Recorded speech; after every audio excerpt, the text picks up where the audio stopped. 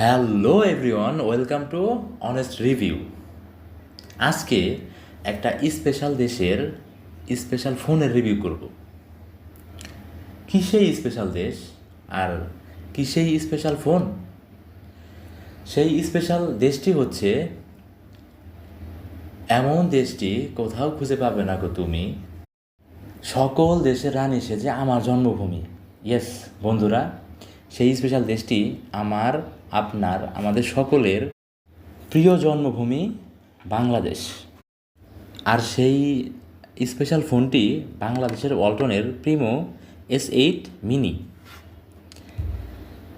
বন্ধুরা, যেহেতু বাংলাদেশ আমাদের মাতৃভূমি, সেহেতু বাংলাদেশের ফোন অবশ্যই আমাদের কাছে স্পেশাল হবে। হ্যাঁ, অবশ্যই ওয়ালটনের ফোন স্পেশাল। এই স্পেশাল ফোনটির বক্সে থাকবে 18 ওয়াটের চার্জার, যেটা অবশ্যই স্পেশাল বিষয়। তার সাথে থাকবে Type-C cable, SIM ejector tool, screen protector, soft TPO cover, document plus warranty card. দেখুন, দরকারি সব কিছু বক্সেই পেয়ে যাবেন। এটা ওয়ালটনের ভালো একটা বিষয়। ফোনের সাথে দরকারি সব কিছু তারা বক্সেই দিয়ে দেয়। এই ভালো বিষয়টির জন্য ওয়ালটনকে অবশ্যই অ্যাপ্রিসিয়েট করতে হবে। এই ফোনটি পুরোটাই পলিকার্বনেট প্লাস্টিক দিয়ে বিল্ড করা। ফোনটি 3টি কালারে মার্কেটে পাবেন: stone white, ink black, forest green. আমাদের কাছে হোয়াইট কালারটা ভালো লাগছে। আপনাদের কাছে কোন কালারটা ভালো লাগছে সেটা অবশ্যই কমেন্টে জানান।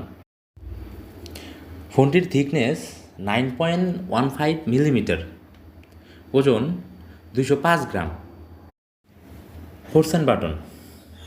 নিচের অংশে আছে main speaker, Type-C charging port, primary microphone, headphone জ্যাকের পোর্ট। রাইট সাইডে ভলিউম রকার, পাওয়ার বাটন। ফোনটির উপরে একটি ভালো বিষয় আছে, সেকেন্ডারি নয়েজ ক্যান্সেলিং মাইক। বাম পাশে সিম বেস, যেখানে 2টি সিম, একটি মেমোরি কার্ড একসাথে ব্যবহার করতে পারবেন। ফোনটির সিকিউরিটি হিসাবে রেয়ার পার্টে আছে ফিঙ্গারপ্রিন্ট সেন্সর। এই ফোনটি এখন পর্যন্ত রিলিজ হয়নি। এই মাসের অর্থাৎ এপ্রিল মাসের 23 তারিখে রিলিজ হবে। সো 23 তারিখের পরে ফোনটি আপনারা মার্কেট থেকে কিনতে পারবেন। অপারেটিং সিস্টেম হিসাবে আছে Android 11, সাথে আছে ওয়ালটনের নিজস্ব কাস্টমাইজ করা Variant+OS। এই প্রথম এই ফোনটিতেই ওয়ালটন তাদের নিজেদের UI অ্যাপ্লাই করছে। ওয়ালটনের আগের সব ফোনে ছিল স্টক অ্যান্ড্রয়েড, কিন্তু এই ফোনটাতে এক্সট্রা কাস্টমাইজ করা UI আছে। তাই এই ফোনটির অপারেটিং ইন্টারফেস এবং ইউজার এক্সপিরিয়েন্স আগের সব ফোনের থেকে অনেক বেটার হবে। এই ফোনটির ডিসপ্লে হিসাবে আছে 6.53 ইঞ্চির ফুল HD+ LTPS প্যানেল, যার রেজুলেশন 2340x1080 পিক্সেল। আর ডিসপ্লেটির pixel density 395 ppi, brightness 400 nits. এই ডিসপ্লেটির refresh rate 60 hertz, touch sampling rate 90 hertz. এখানে উল্লেখযোগ্য বিষয় হচ্ছে ডিসপ্লেতে কোনো হায়ার রিফ্রেশ রেট নাই, হায়ার টাচ স্যাম্পলিং রেট নাই। রেগুলার যেটা ওইটাই আছে। এখন হচ্ছে ক্যামেরা। এই ফোনটির রেয়ার বারে আছে কোয়াড ক্যামেরা, মানে 4টা ক্যামেরা, যার মেইন ক্যামেরাটি 16 মেগাপিক্সেল, উপরে আছে 8 মেগাপিক্সেলের আলট্রা ওয়াইড ক্যামেরা, আর নিচে আছে 2 মেগাপিক্সেলের ডেপথ, 2 মেগাপিক্সেলের ম্যাক্রো ক্যামেরা, আর ফ্রন্টে আছে 13 মেগাপিক্সেলের সেলফি ক্যামেরা। এখন এই ফোনটির সবচাইতে গুরুত্বপূর্ণ পার্ট, যে বিষয়টি নিয়ে আমরা অনেক বেশি এক্সাইটেড, এবং ওয়ালটন কোম্পানিও যে বিষয়টি অনেক বেশি হাইলাইট করতেছে, অনেক বেশি প্রমোশন করতেছে, তা হচ্ছে এই ফোনটির প্রসেসর স্ন্যাপড্রাগন। ইয়েস, এই ফোনটিতে আছে Qualcomm Snapdragon 665 processor, octa-core 2.0 GHz। এই প্রসেসরটির ফেব্রিকেশন 11 nm, জিবি হিসেবে আছে Adreno 610। এখন এই প্রসেসরটা নিয়ে আমাদের অনেক কিছু বলার আছে, অনেক কিছু জানার আছে। কোম্পানি তো বেশ ডাক ঢোল পিটিয়ে এই প্রসেসরটা প্রমোশন করতেছে, এই ফোনটার প্রমোশন করতেছে, Snapdragon on fire, the gaming warrior, আবার বলে গেমিং সুপার হিরো। আসলে কি তাই? কোম্পানি তো তাদের পণ্য যেমনের প্রমোশন করবেই, আমাদের কাজ হচ্ছে অনেক গভীরে গিয়ে দেখতে হবে এই প্রসেসরটা কি, এটার পাওয়ার কতটুকু আছে। আসল কথা এবং সত্য কথা হচ্ছে এই প্রসেসরটা অনেক পুরাতন প্রসেসর, ওকে, কিন্তু কত দিনের পুরাতন প্রসেসর সেই বিষয়টাও এখন বলবো। আজ থেকে 3 বছর আগে 2019 সালের 10 এপ্রিল স্ন্যাপড্রাগন 730G আর এই 665 একদিনে লঞ্চ হয়েছিল। তাহলে বন্ধুরা বুঝতেই পারলেন আমাদের এই গেমিং হিরোর বয়স 3 বছর 8 দিন। এখন 3 বছর আগের একটা প্রসেসর আইনে অন্টন যদি বলে এটা গেমিং ওরিয়র, এটা গেমিংয়ের জন্য সেরা প্রসেসর, এটা গেমিংয়ে আপনাকে অনেক সন্তুষ্ট করবে, তাহলে বিষয়টা একটু বেমানান। পুরাতন হলেও এটার পাওয়ার একেবারেও কম না। ইতিপূর্বে অনেক ফোনেই এই প্রসেসরটা ব্যবহার হয়েছে যেগুলোর সাথে আমরা খুবই পরিচিত। যেমন এই প্রসেসরটা প্রথম ব্যবহার হয়েছিল শাওমির MI A3 এই ফোনটিতে, তারপরে রেডমি নোট 8 এই ফোনটিতে ব্যবহার হয়েছিল, যেটা 19 সালের ফোন। তারপরে অপোর A52 এই ফোনটিতেও এই সেম প্রসেসরটি ব্যবহার হয়েছিল, যেগুলোর স্কোর আনটুডু স্কোর আমি স্ক্রিনে দেখিয়ে দিচ্ছি, তাহলে আপনারা বুঝতে পারবেন যে এই ফোনটি থেকে, মানে আমাদের এই S8 মিনি থেকে আপনারা কেমন পারফরমেন্স পেতে পারেন। শাওমির A3 আর রেডমি নোট 8 এই দুটি ফোন ছিল 4GB র্যামের, সেখানে আনটুডু স্কোর ছিল 1,38,000 থেকে 1,40,000। আর অপর A52 এই ফোনটি ছিল 6GB র্যামের, সেখানে স্কোর ছিল 1,48,000 থেকে 1,52,000। তো বুঝতেই পারলেন আপনারা যদি 4GB র্যামের ফোনটা নেন তাহলে স্কোর 1,35,000 থেকে 1,40,000 মধ্যে পাবেন, আর যদি 6GB র্যামের ফোনটা নেন তাহলে স্কোর 10-12,000 বেশি পাবেন, অ্যারাউন্ড 1,50,000। তো এটা আসলে গেমিং করার মতো স্কোর না, সত্য কথা। গেমিং করার স্কোর এটা না। একটা জিনিস মনে রাখবেন, গেমিং করতে হলে আপনি যদি নর্মালও গেমিং করতে চান তাহলেও সেই ফোনের স্কোর লাগবে 2 লাখের উপরে। যেই ফোনটাতে 2 লাখের উপরে স্কোর আছে সেই ফোনটাতে মনে করবেন মোটামুটি গেমিং করা যাবে। যেগুলোতে 2 লাখের নিচে আছে ওগুলোতে কোনো গেমিংই করা যাবে না। এই ছোটোখাটো কাজকাম, মাল্টিটাস্কিং, ছোটোখাটো যেসব গেম আছে, লুডো, আর ওদের কী গেম আছে, কেসব ক্লান্স, যেসব ছোটো গেমগুলো আছে সেইগুলো টুকটাক খেলা যাবে। সর্বশেষ কথা হচ্ছে এটা কোনো গেমিং প্রসেসর না, গেমিংয়ের জন্য এই চিপসেট চলবে না। এটা হলো ডিসেন্ট প্রসেসর, ডিসেন্ট ব্যবহারের জন্য এই প্রসেসরটা ঠিক আছে। এই ফোনটি 2 ভেরিয়েন্টে বাংলাদেশে লঞ্চ হবে, 464, 664, যার র্যামের টাইপ LPDDR4X আর স্টোরেজ টাইপ UFS 2.1। তার মধ্যে 464 ভেরিয়েন্টের অফিসিয়াল প্রাইস 14,000 টাকা। ফোনটি এখন পিক বুকিং চলতেছে। পিক বুকিং করলে ফোনটি পাওয়া যাবে 12,500 টাকা, মানে 1,500 টাকা অফ। আর 664 ভেরিয়েন্টের প্রাইস এখনও কোম্পানি অ্যানাউন্স করেনি। ওই প্রাইসটা চলে আসলে ভিডিও ডেসক্রিপশনে প্রাইসটা দিয়ে দিব, সেখানে আপনারা চেক আউট করে নেবেন। এই ফোনটির ব্যাটারি হিসেবে আছে 5000 mAh লিপ পলিমার ব্যাটারি, সাথে আছে 18 ওয়াটের ফাস্ট চার্জার। যেটা ভালো বিষয়, একটা প্রশংসা করার মতো বিষয়। 18 ওয়াটের ফাস্ট চার্জার আছে, দ্যাটস গুড।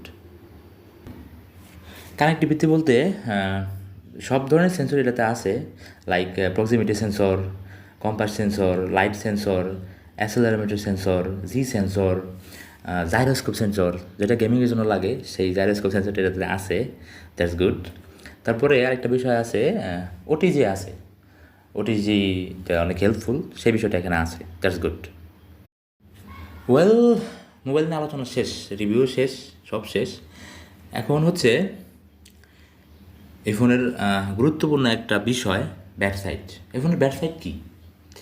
আসলে সত্যি কথা বলতে যেটা বলতে হবে সেটা হচ্ছে, আমাদের হাতে ফোনও এখনও আসে নাই। ফোন আইব আরও হয়তো 1 সপ্তাহ 10 দিন পরে।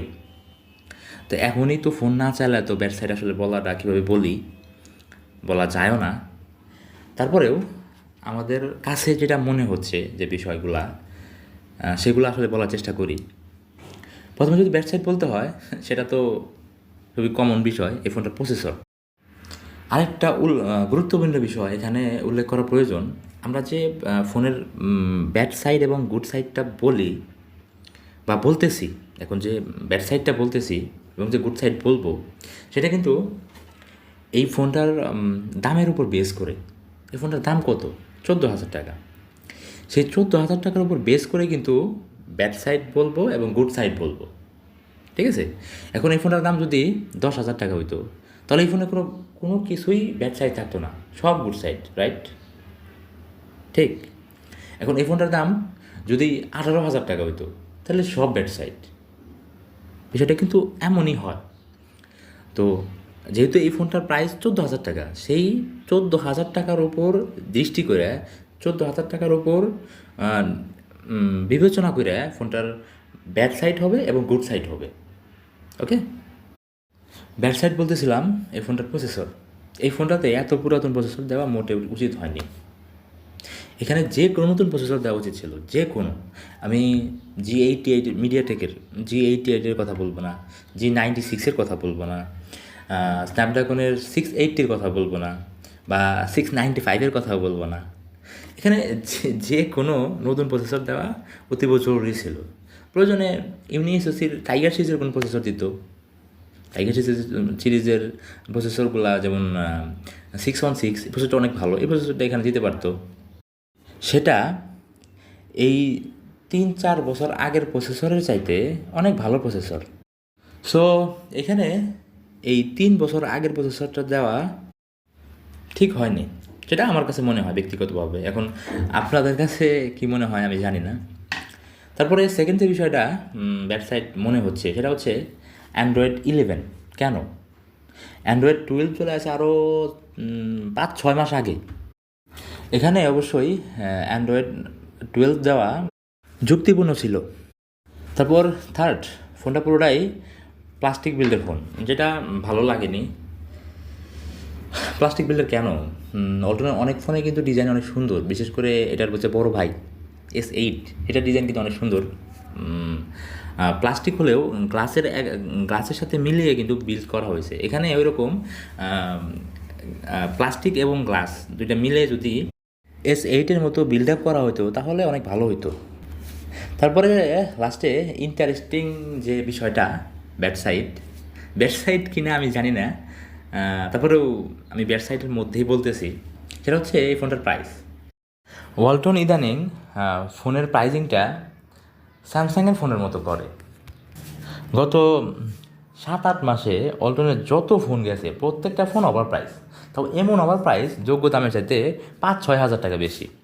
যেমন একটা বেকুব ফোন ছিল RX9, ওই ফোনটার দাম ছিল 17,000 টাকা। ওই ফোনটা 12,000 টাকার যোগ্য যা ছিল আর কি। ওই ফোনে G25 চিপসেট ছিল। ওই ফোনটা 12,000 টাকা হলে ঠিক ছিল। ওই ফোনটার দাম আছিল 17,000 টাকা। তারপরে S8 21,000 টাকা। ওই ফোনটা কি 21,000 টাকার ফোন? না, ওই ফোনটা 16-17 হাজার টাকা দাম, ঠিক আছে, কিন্তু দাম 21,000 টাকা। আরেকটা ফোন ছিল ZX4, সেটার দাম আছিল 27,000 টাকা। ওটা 27,000 টাকার ফোন না, ওটা 20,000 টাকার ফোন। দাম কত বেশি? 7,000 টাকা বেশি। তো অল্টন প্রাইজিংটা এখন এভাবেই করে। অপ্পো ভিভোর বেল নাই অল্টনের কাছে। অল্টনের প্রাইসটা স্যামসাংয়ের মতো, কিছুদিন পরে হয়তো আইফোনের মতো হতে পারে। তো এই ফোনটার ক্ষেত্রে বিষয় হচ্ছে এই ফোনটাও আবার প্রাইস হয়েছে, তবে খুব বেশি আবার প্রাইস হয় নাই, এই 1,500 টাকা আবার প্রাইস হয়েছে। মানে ফোনটা এখন প্রিভিউয়ে চলতেছে 12,500 টাকা। এই ফোনটার রেগুলার প্রাইস যদি 12,500 টাকা হইতো তাহলে একটা সঠিক প্রাইস হইতো। এখন গুড সাইড, যেহেতু ফোনই এখন রিলিজ হয় নাই, ফোন আমরা দেখিও নাই, তো এই ফোনটার না দেখে না চালায় কীভাবে গুড সাইড বলি বা কী বা গুড সাইড বলবো, বলার মতন নাই আসলে। ফোনটা আগে আসুক, আমরা চালাই, বেশ কিছুদিন ইউজ করার পরে আমরা একটা ডিটেলস ফুল রিভিউ দিব। সেই ফুল রিভিউতে এই ফোনের গুড সাইড আর ব্যাড সাইড পারফেক্টভাবে বলবো। ওই ডিটেলস রিভিউ দেখার জন্য অনেস্ট রিভিউয়ের সাথেই থাকুন। তো ফ্রেন্ডস, আজকের মতো আলোচনা এখানে শেষ করতেছি। এতক্ষণ পর্যন্ত ভিডিওটি দেখার জন্য থ্যাঙ্কস টু এভরিওয়ান। সবাইকে জানাই অগ্রিম ঈদের শুভেচ্ছা। খোদা হাফেজ।